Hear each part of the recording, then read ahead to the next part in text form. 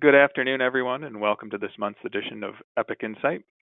Joining us today are Scott Hoyer and Sue Walton from American Funds, who will be giving us a 101 on target date fund evaluation. As a reminder, your line will remain muted throughout the session, but we encourage you to enter any questions you may have in the questions section of the GoToWebinar panel on your screen. We will answer them we will answer them all at the end of the session or via email as time allows. With that, I'll turn it over to Scott to introduce Sue and today's topic. Scott, we're all yours. Well, Chris, thanks a lot, and thank you to everyone who's joined us this afternoon. It's great to be with you, and we certainly appreciate you all just taking a few minutes out of your day to join us. Today, we'll be discussing how to evaluate target date funds, and more specifically, why choosing a passive fund may not necessarily be the safest option for you when you're considering target date series. Presenting today is Sue Walton, and I'll just provide a bit of background on Sue. She's a senior retirement strategist here at American Funds, and she has 20 years of industry experience and has been here with us at Capital Group for 2 years.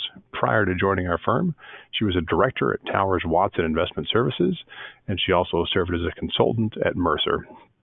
She holds an MBA from DePaul University with a concentration in finance and has a bachelor's degree in business administration, economics, and international business from Marquette University.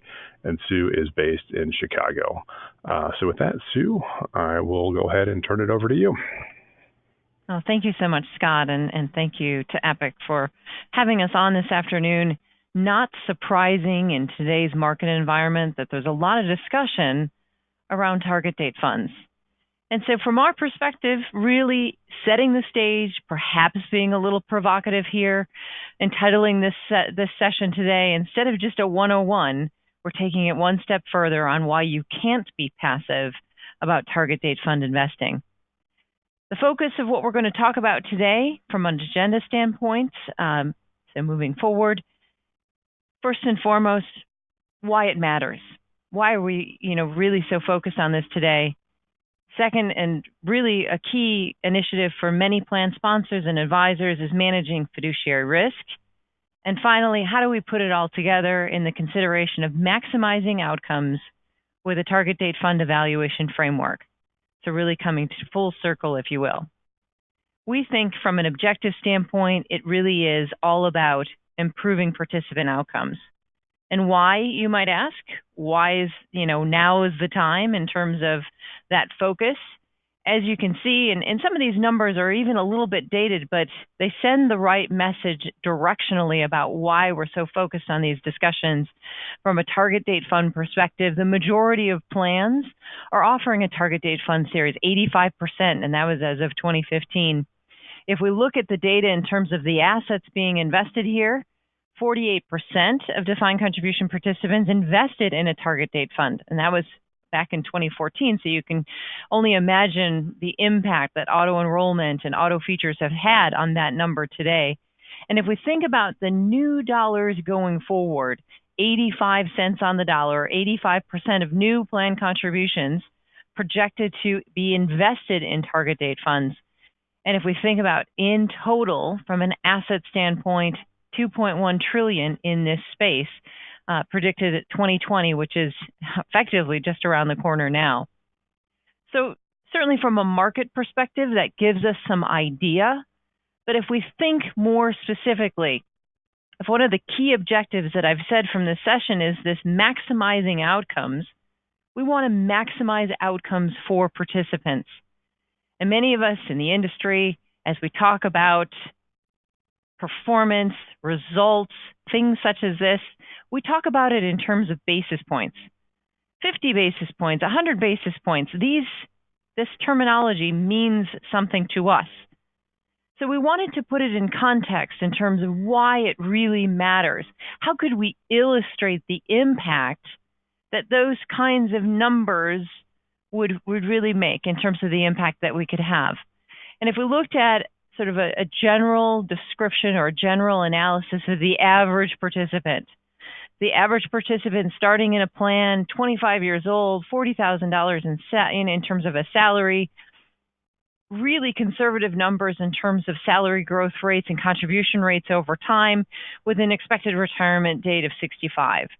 And we projected out over that timeline a baseline return. So let's say if I just invested in an index, the baseline there, the returns that I might see, the results that I might see over time before 65 and after, really running through that scenario in terms of what the baseline might mean. And you can see from an illustration standpoint, we call it our shark fin. Wondering why as you're looking at that illustration. But from a shark fin perspective, if we could have that opportunity to add 50 additional basis points or 0.5% for a participant's account, that translates into something much more meaningful to them. That translates from a year's perspective, 6 additional years in retirement or over $106,000.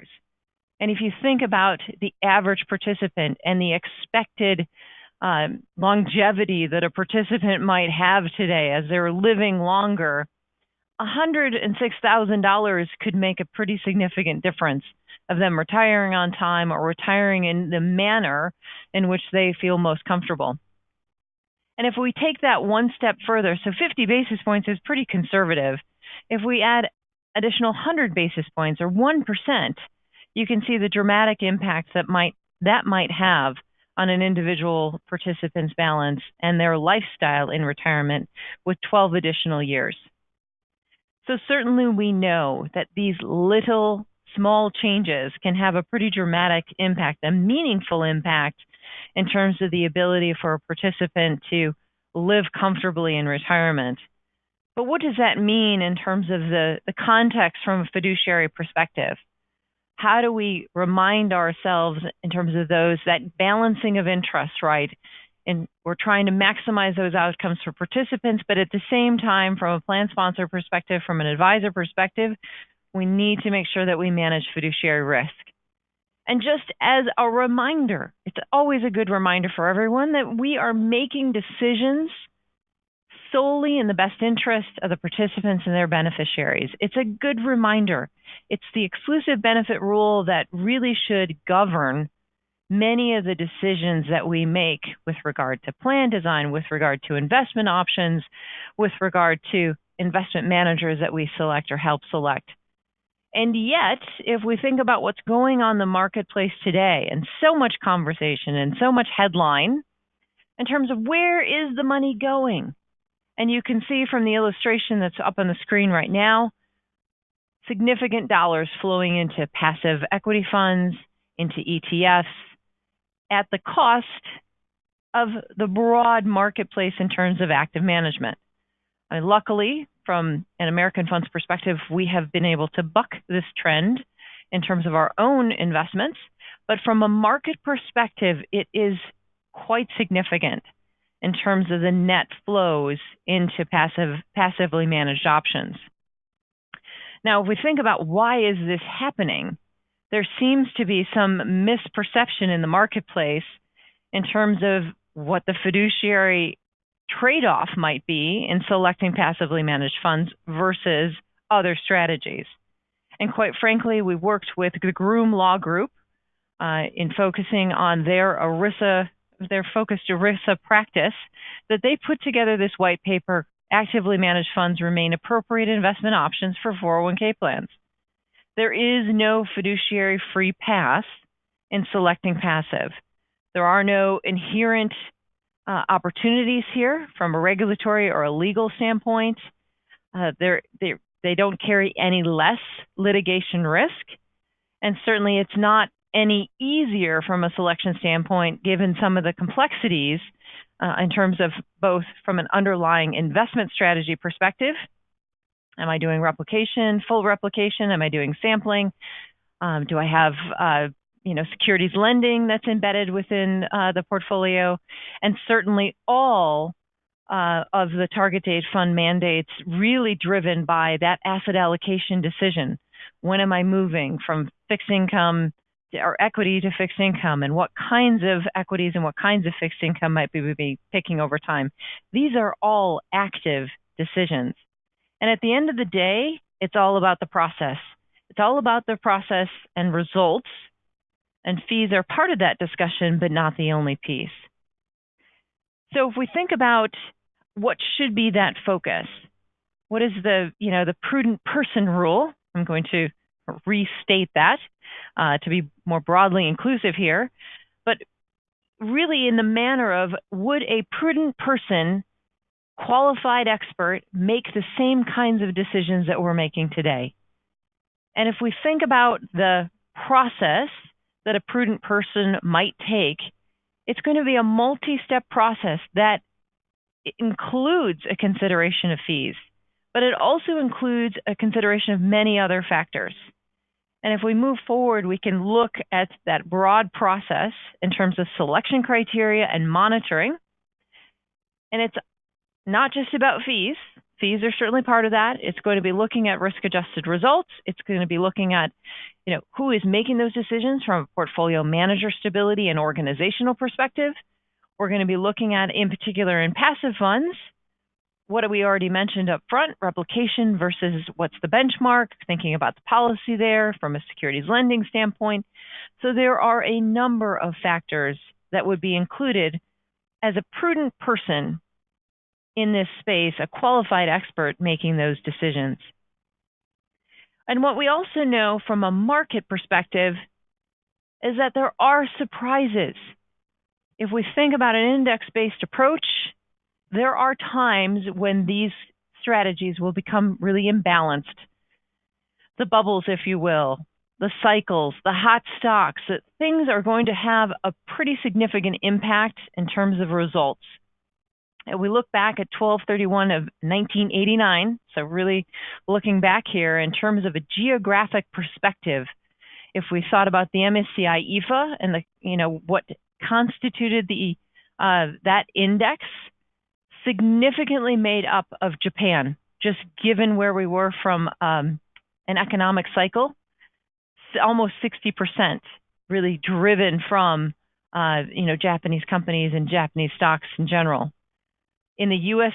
or more domestic market space, an example of this, 3/31 of 2000, the tech bubble, and you can see the significant percentage that information technology made up. And we can use more recent examples like today.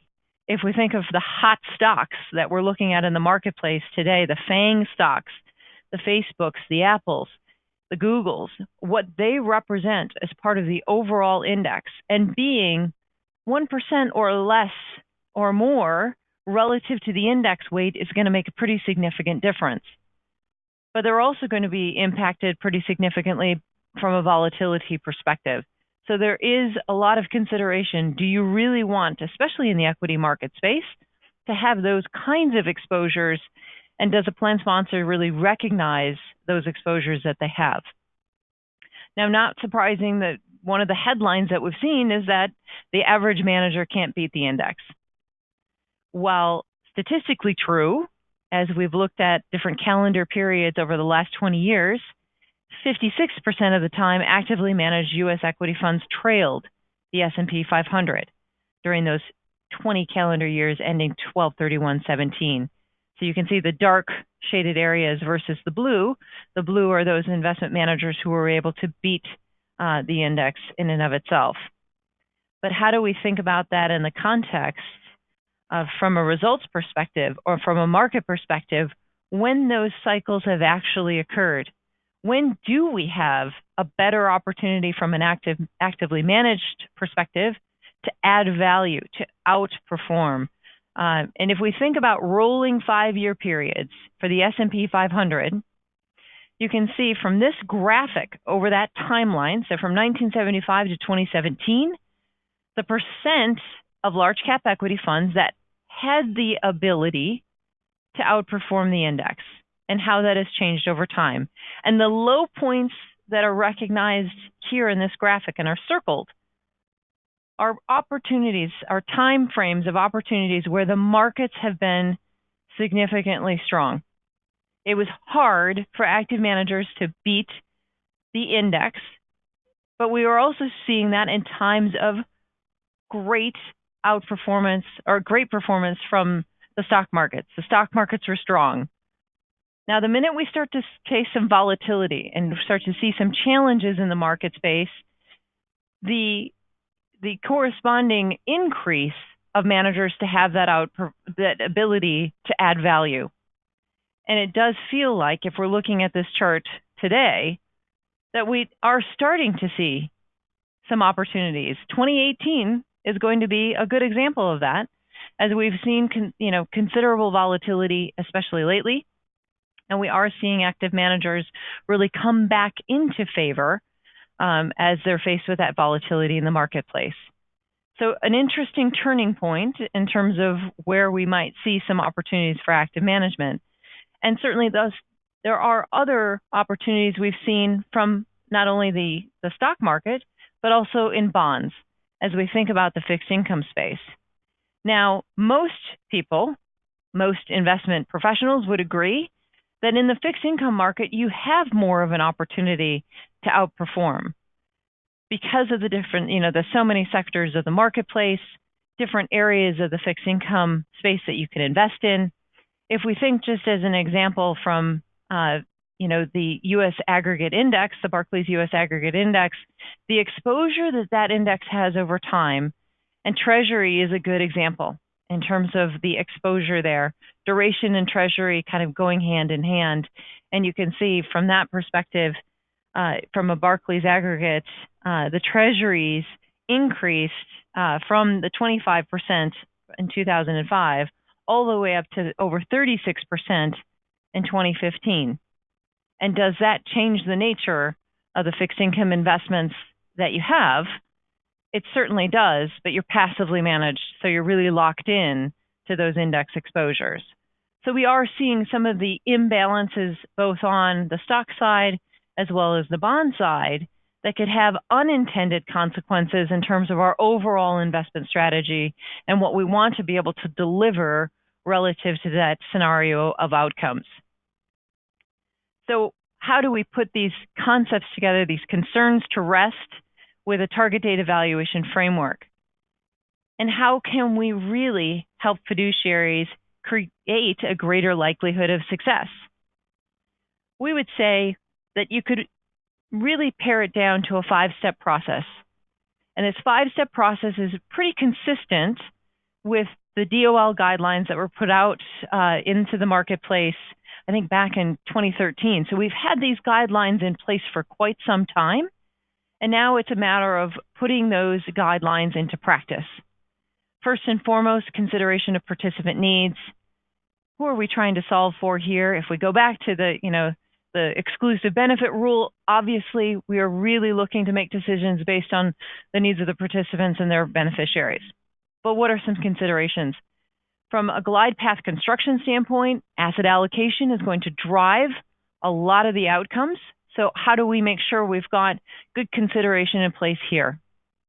We know we need to consider fees, but a better framing for that consideration should be cost versus value.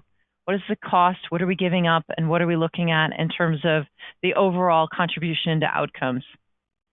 Quality of the underlying funds. It is a key guideline that is provided by the DOL. Having both an understanding of the underlying investments as well as the strength of the underlying investments on their own, making sure that the quality of the underlying funds are there. And then, can we do this again and again? Do we have that consistency and repeatability in terms of an overall process?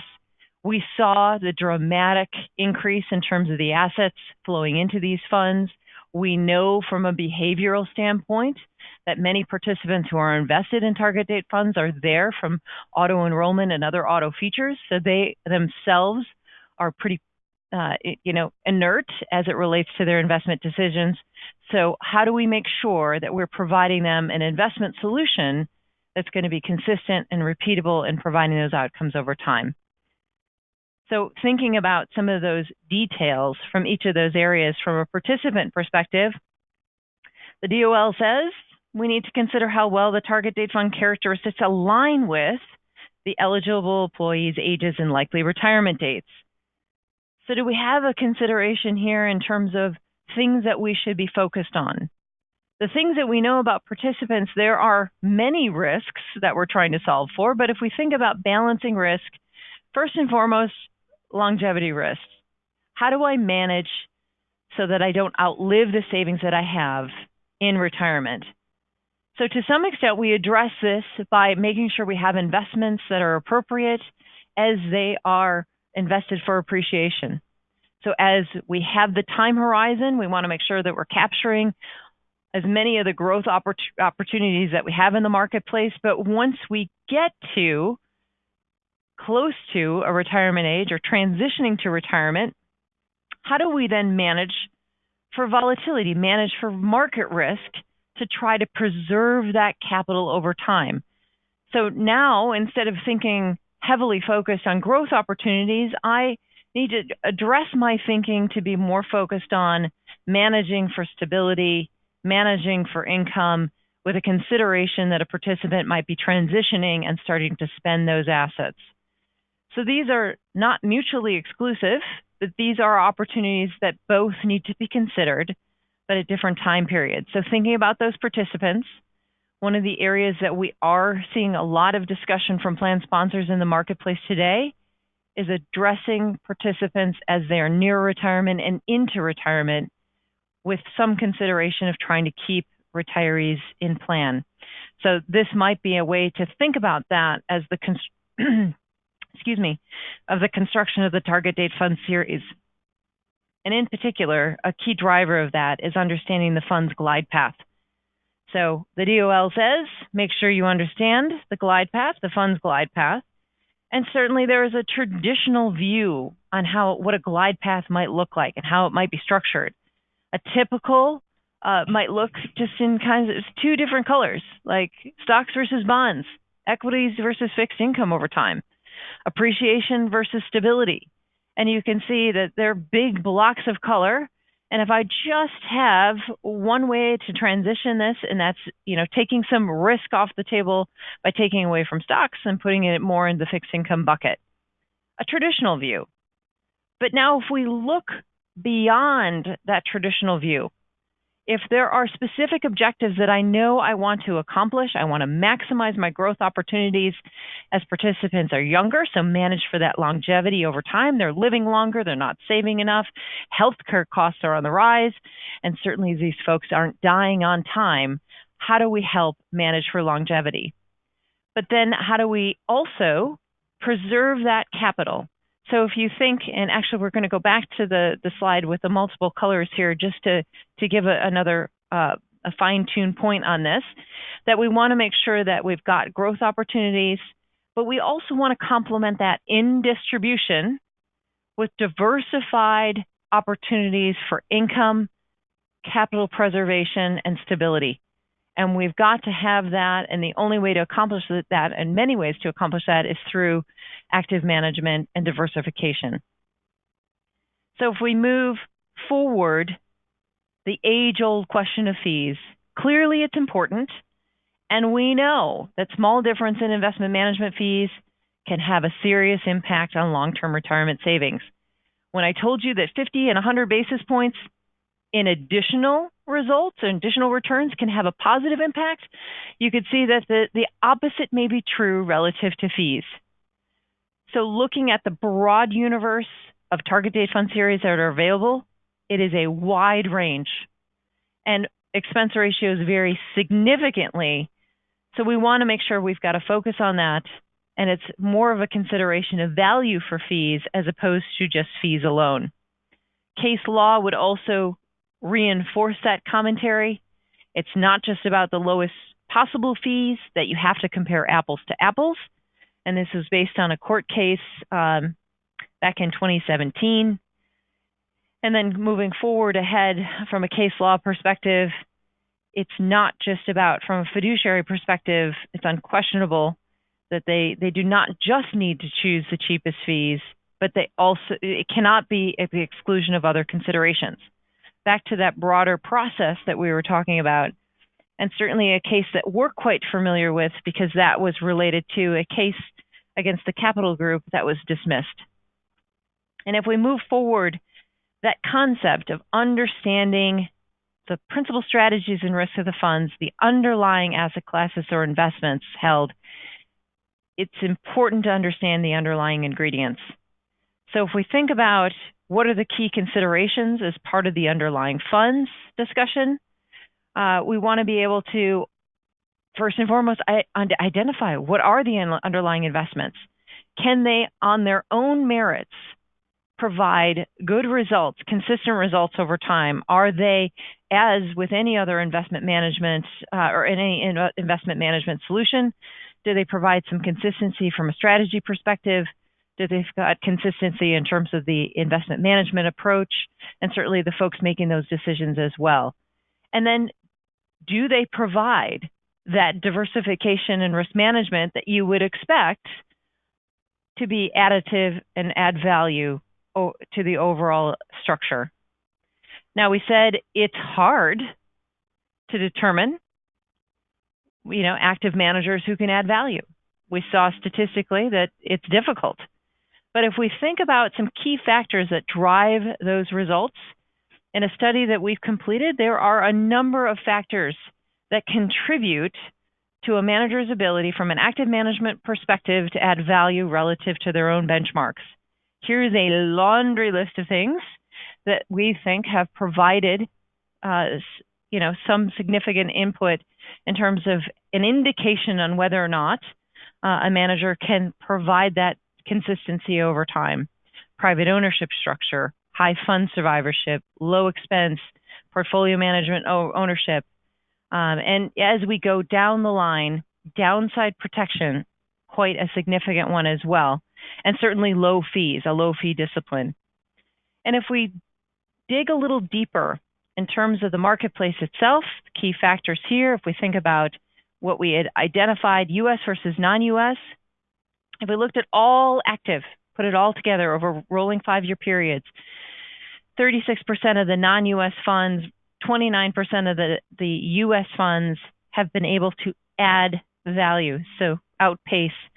And if we now add that factor of the least expensive in each of those areas, so taking fees into consideration, the low expense discipline, if you will, we've already improved that likelihood or that ability to outpace indices, 46% for U.S. and 51% for non-U.S.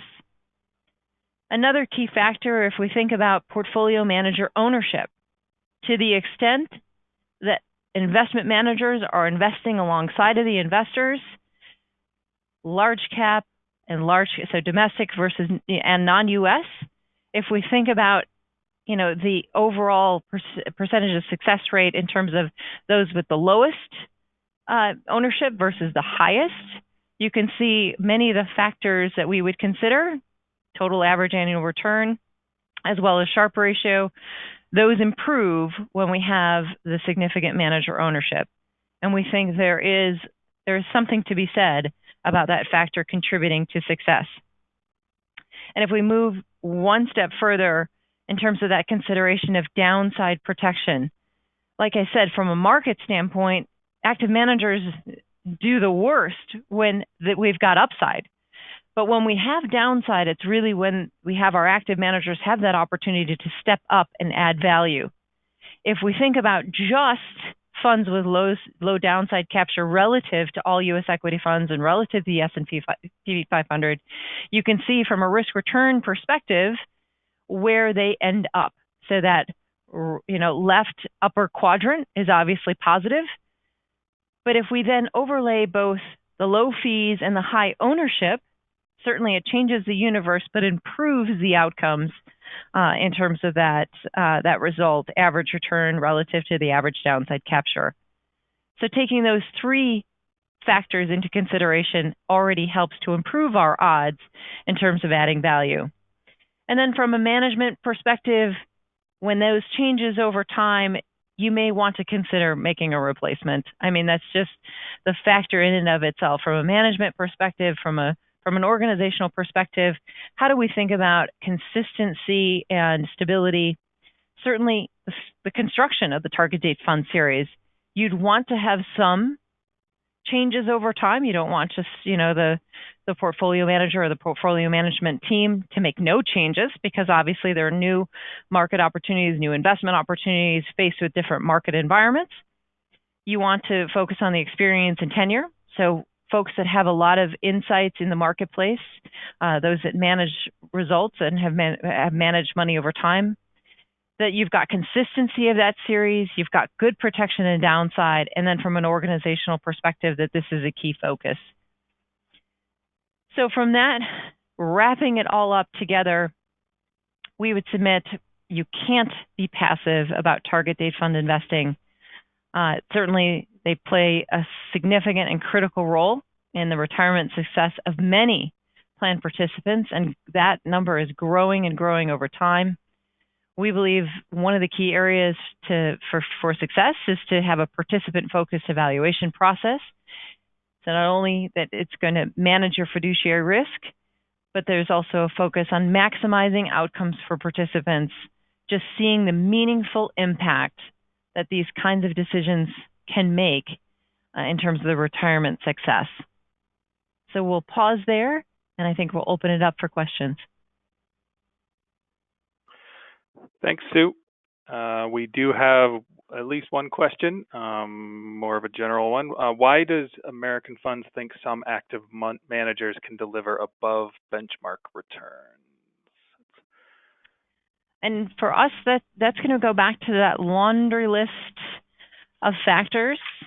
In terms of, if we think about American Funds specifically, I'm not going to say that we would hit high marks on every single one of these things that are on the list, but certainly we've got the private ownership structure. We've got funds that have been, so in terms of survivorship, we've got funds that we've been investing for over 85 years, and a number of our funds have more than 25 years of history. So there's certainly a history of that. Low expense discipline, some of the lowest actively managed underlying investment funds, as well as the lowest actively managed target date fund series in the universe, not the broader universe, but the mutual fund universe. Low expense, okay, so portfolio manager ownership. We have some of the highest portfolio manager ownership.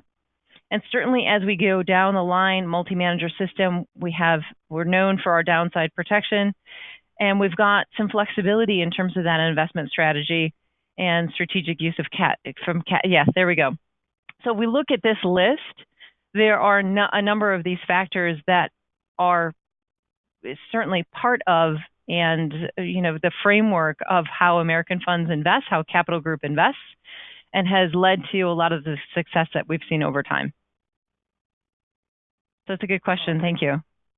And this is Scott. I might add one thing onto that as well. So when you look at this list, I think the two things that we've identified that are really most impactful would be the low expenses. So obviously, if you have a lower expense hurdle to clear, it's easier for you to add value. But the second one, and this is one that I think is often surprising to people, is the high manager ownership. And what you're screening for there really isn't that managers have skin in the game and are more attentive to the portfolio. I think what you're really getting with that screen is you're identifying some of the more talented managers that are out there. So if you think about, a manager that can invest $1 million in a strategy that they run, that usually is someone who's experienced, who has done well in their job as a portfolio manager and is now fairly highly compensated. So that means that, in other words, they're good at their job. But if you're able to take that person who is expensive from an employee perspective and is good at their job, but then deliver them to investors at a low cost, that's where you really are able to increase your chances of outperforming your benchmark on a fairly regular basis. So if you look at like a number of large actively managed shops out there, not just us, but other firms that have those same types of characteristics, you'll find that they have funds that have consistently outperformed their benchmarks. And it's interesting. So we've done research on this clearly. But if you look at like a Vanguard or Fidelity, they've done similar research and come to some of the same conclusions that the right active manager with those sets of characteristics can provide value above their benchmark over time for investors. And obviously, when you package that up in a target date series, it can become really valuable for folks who are saving for retirement. Great. So another one. How about balancing fees and results while following the prudent person rule? How do you think about that? I think if we go back to the key objective in delivering the outcomes that we want from a participant perspective, it is hard to ignore the opportunity to add that 50 basis points, that additional 100 basis points. And as we evaluate target date funds across the board, we're evaluating that success already on a net of fees basis. So if my key objective is to really deliver more for my participants, it's almost impossible not to consider active management as part of that conversation. So it's less about one of the factors and more about the overall system and the result of the evaluation process, as opposed to being focused on just the fee component. Scott, would you add anything to that? I think that's very well said, and I think the other component is, when you're dealing with the target date series, there are active decisions being made in terms of the construction of the glide path, how the glide path evolves over time, and what combination of indexes that you're putting into the series as well.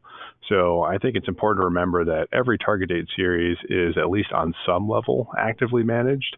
So you need to really think about how thoughtfully this series is being put together. And as Sue said, look at the results net of fees and say to yourself, there may be a slightly higher cost component in here than simply having an all index option, but have those additional costs resulted in additional benefits over and above what they would, over and above the basis points they charge for participants. And if the answer is yes, then the series may be worth considering, and certainly falls within that prudent man rule consideration. Excellent. Well, that's all we have for today. So thanks again, Sue and Scott, for your time and expertise. And thank you, everyone, for joining us today. We hope to see you and your colleagues at a future installment of Epic Insight. Have a great afternoon. Thank you so much. Thank you. Thanks, everyone. Take care.